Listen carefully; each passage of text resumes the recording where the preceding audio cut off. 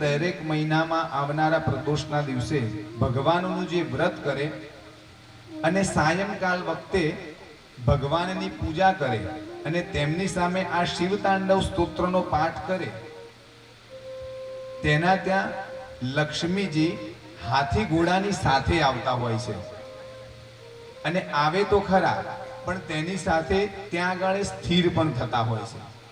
આમાંથી ઘણા બધા મારી સાથે જોડાયેલા છે સોશિયલ મીડિયાના માધ્યમથી, અને તે લોકો જાણે જ છે કે મારે જ્યારે પણ પ્રદોષ આવતો હોય એના પહેલા મેં એની પોસ્ટ મૂકેલી હોય. એટલે હું પોસ્ટ એટલા માટે નથી મૂકતો કે કોઈ પણ પ્રકારનું મહત્વ બતાવવા, પણ હું કોઈને આંગળી ચીંધું કે તમે પ્રદોષનું વ્રત કરો અને જો એનું કલ્યાણ થાય તો એમાંથી 1 કે 2% તો મને પણ ફળ મળે ને પુણ્યનું. બસ ભાવ એ જ છે કે આપણા સનાતન ધર્મનો પ્રચાર અને પ્રસાર કરવો, બને તેટલો કરવો. ત્યારબાદ આગળ જતા અહીંયા મૈત્રેયજી અને વિદુરજી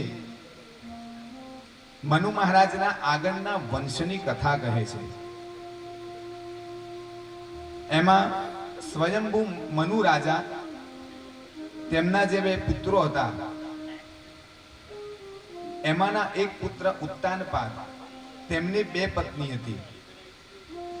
એક તો સુરુચિ અને બીજા નંબરમાં સુનીતિ. એ ઉત્તાનપાદ એટલે કે આપણે પોતે પણ એની અંદર આપણને ગણીએ તો આવી જવાય.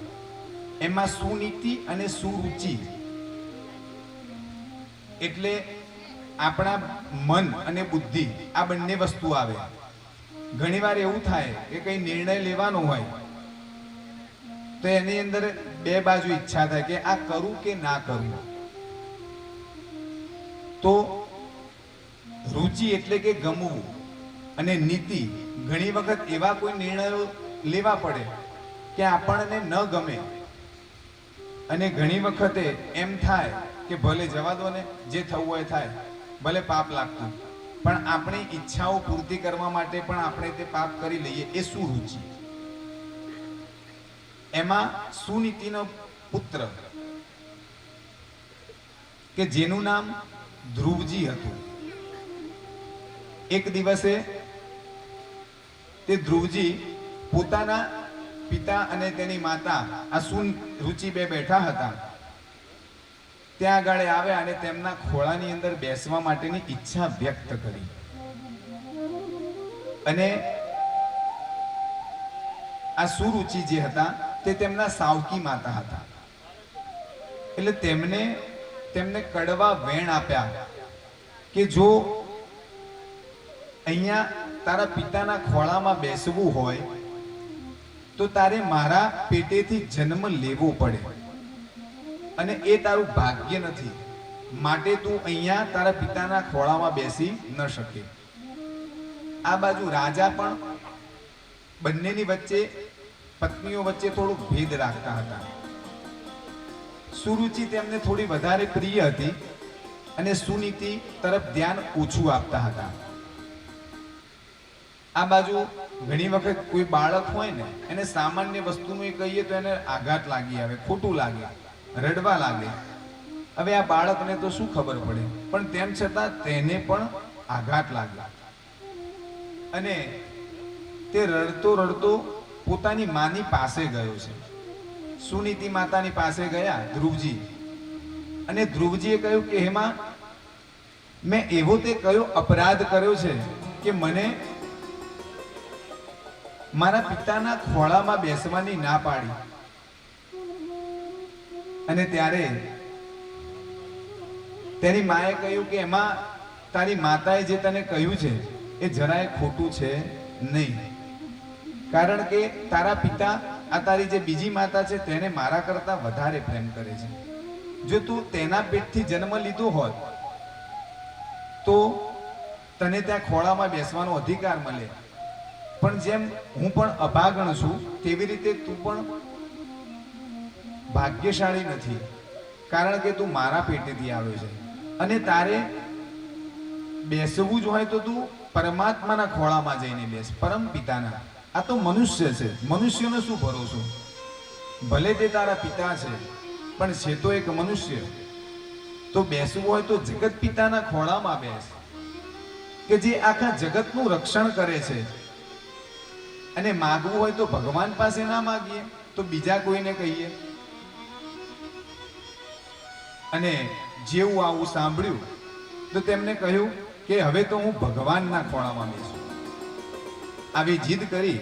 તેમની માતાને ખબર નથી અને તે ઘરેથી ચાલ્યા નીકળ્યા અને તે યમુના તટની પાસે મધુવનની અંદર ગયા. આ મધુવન આવ્યું વૃંદાવનની પાસે. તે જંગલમાં ચાલતા ચાલતા આગળ જાય છે. ધ્રુવજી મહારાજની ઉંમર માત્ર 5 વર્ષની હતી. તેમને થયું કે હવે હું ઘરેથી ચાલ્યો જાઉં ત્યારે જ મને ભગવાન મળશે. જંગલમાં જાય છે. રસ્તામાં દેવર્ષિ નારદ મુનિ તેમને મળે છે. નારદ મુનિ આ નાના બાળકને જુએ એટલે કહે, આપ શાના માટે આમ આકડું વ્યાકડું બની જઈ રહ્યા છો? ત્યારે ધ્રુવજી કહે છે કે હું ભગવાન પાસે જઉં છું. તો કે કઈ જગ્યાએ? તો કે બસ મારે ભગવાનના ખોળામાં બેસવું છે. તો કે તને ખબર છે ક્યાં હોય ભગવાન? તો કે ખબર નથી, પણ એટલી ખબર છે કે ભગવાનના ખોળામાં બેસવું છે. અને ત્યારે તે ધ્રુવજીએ તેમની પાસે બનેલી આ ઘટના તે નારદ મુનિને જણાવી કે મારે તો ભગવાનના ખોળામાં બેસવું જ છે. આવી જીદ કરી અને તે જીદની સાથે તેમને નારદ મુનિએ કહ્યું તો ઠીક છે, તમે આ મંત્રનો જપ કરો. અને નારદ મુનિએ તેમને ઓમ નમો ભગવતે વાસુદેવાય આ દ્વાદશાક્ષરી મંત્ર આપ્યો છે અને કહ્યું કે આ મંત્રનું પઠન કરો કે જેના દ્વારા આપને પરમાત્માની પ્રાપ્તિ થશે. ધ્રુવજી જંગલમાં તપ કરવા લાગ્યા. પહેલા 3 દિવસે સુધી કઈ અન્ન ગ્રહણ ના કરે અને ત્યાં અન્ન તઈ તો કોઈ મળે તેમ જ નહોતું. ત્યાં આજુબાજુ જે ફળ ફૂલ પાન હોય તે ખાઈ અને વ્યતીત કરે સમય. પહેલા 3 દિવસે એક વખત ફળ ખાતા. આવું 1 મહિના સુધી કર્યું. પછી બીજો મહિના આવતા 6 દિવસે એક વખતે જ કંઈક ગ્રહણ કરે. ત્રીજો મહિનો આવ્યો એટલે 9 દિવસ આટલી બધી એમનું તપ વધવા લાગ્યું. 9 દિવસે એક વખત ખાય. ચોથા મહિને 12 દિવસે એક વખતે જ ખાય. ધીરે ધીરે 5મા મહિને મહિનામાં એક વખત. અને પછી સમય જતા તેમને પોતાના શ્વાસો ઉપર વિજય પ્રાપ્ત કરી લીધો અને એક પગ ઉપર ભગવાનનું ત્યાં તપ કરવા લાગ્યા અને સતત ઓમ નમો ભગવતે વાસુદેવાય મંત્રનો જપ કરે છે. ઓમ નમો ભગવતે વાસુદેવાય,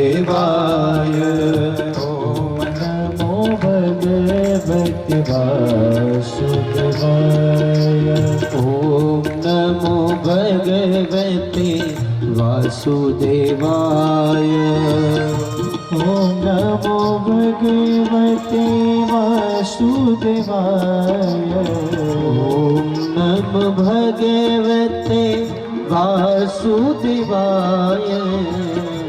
ઓમ નમો ભગવતે વાસુદેવાય, ઓમ નમો ભગવતે વાસુદેવાય, ઓમ નમો ભગવતે વાસુદેવાય,